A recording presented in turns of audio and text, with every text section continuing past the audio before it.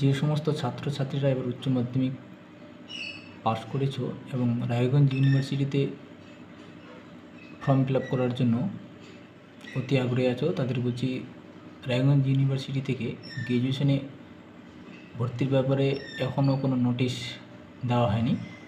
তবে কয়েকদিনের মধ্যে তোমাদের নোটিশ বিশ্ববিদ্যালয় থেকে দেবে ফর্ম ফিল আপ করার জন্য। যারা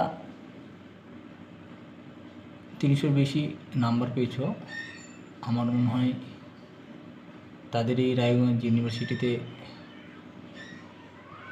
ভর্তির ব্যাপারে আশাবাদী থাকা ঠিক, কারণ সবাই ইউনিভার্সিটিতে ভর্তি হতে চায় বলে এখানে অনেক ছাত্রছাত্রী ফর্ম ফিল আপ করে, সিট সংখ্যা যেহেতু কম থাকে। তাছাড়া গত বছরগুলিতে মর্নিং এবং ইভিনিং 2 ধাপে ভর্তি নেওয়া হতো বা ক্লাসও 2 ধাপে হতো, কিন্তু এখন বর্তমানে ইভিনিংটা ওরা তুলে দিয়েছে।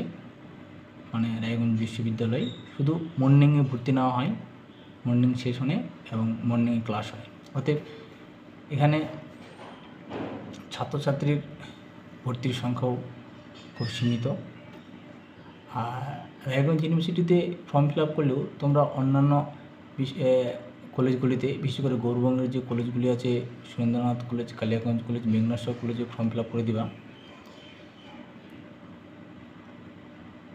আর গৌরবঙ্গের ইউনিভার্সিটিতে যেসব কলেজগুলি আছে ওইসব কলেজেও এখনও নোটিশ দেয়নি ফর্ম ফিল আপের জন্য। হয়তো কয়েকদিনের মধ্যেই নোটিশ দিবে। আর ফর্ম ফিল আপ করার সময় তোমরা অবশ্যই সজাগ থাকবে, যে সাবজেক্টটা তোমাদের ভালো লাগে সেই সাবজেক্টে অনার্স নেবে।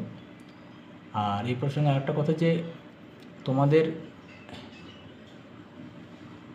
পাস এবং অনার্স, মানে পাস মানে হচ্ছে যে সমস্ত ছাত্রছাত্রীরা 3 বছরের কোর্স করবে তারা পাস কোর্সে ভর্তি হবে, আর যারা অনার্সে তারা 4 বছরের কোর্স করবে। 4 বছরে 8টা সেমিস্টার দিতে হবে, আর 3 বছর যারা পাস করছে তারা 6টা সেমিস্টার দিতে হবে।